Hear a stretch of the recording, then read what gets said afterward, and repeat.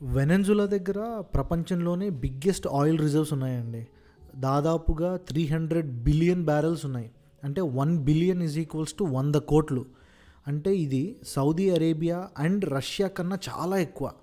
Paper మీద చూస్తే ఇది ఒక ఆయిల్ కింగ్డమ్లా కనిపిస్తుంది, కానీ గ్రౌండ్ రియాలిటీ చాలా డిఫరెంట్.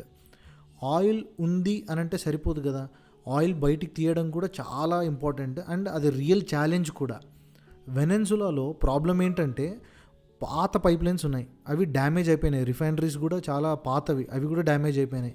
ప్రాపర్ టెక్నాలజీ లేదు. శాంక్షన్స్ వల్ల ఫారిన్ కంపెనీస్ బయటే ఉంటున్నాయి, ఏవి కూడా ఇన్వెస్ట్మెంట్స్ లేవు వాళ్ళ దగ్గర. సో ప్రొడక్షన్ చాలా లోగా ఉంది అండ్ స్లోగా కూడా ఉంది. అందుకే అంత ఆయిల్ ఉన్నా కూడా డైలీ ప్రొడక్షన్ 10 లక్షల బ్యారెల్ కూడా రీచ్ అవ్వట్లేదు. చాలామంది ఏమనుకుంటున్నారంటే యుఎస్ ఈ ఆయిల్ని వాడుకొని ఆ దేశానికి ఉన్న అప్పుని మొత్తం తీర్చుకుంటుంది అని అనుకుంటున్నారు.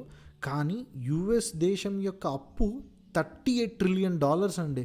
అంటే మన దేశపు జీడిపి $4 ట్రిలియన్ అంటే ఇంకా ఎన్ని అంటే ఎంత డబ్బు కావాలో మీరు ఊహించుకోండి.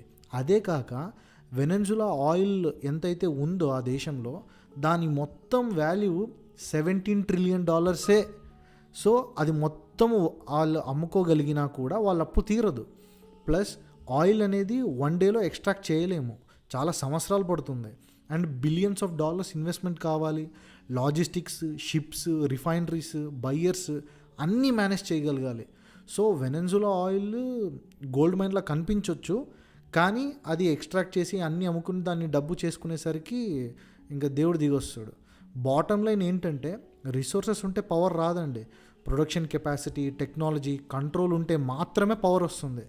అందుకే జియో పాలిటిక్స్లో ఒక్కటే నిజం, ఆయిల్ అండర్ గ్రౌండ్లో ఉండటం కాదు ఇంపార్టెంట్, ఆయిల్ మీద కంట్రోల్ ఉండటమే ఇంపార్టెంట్.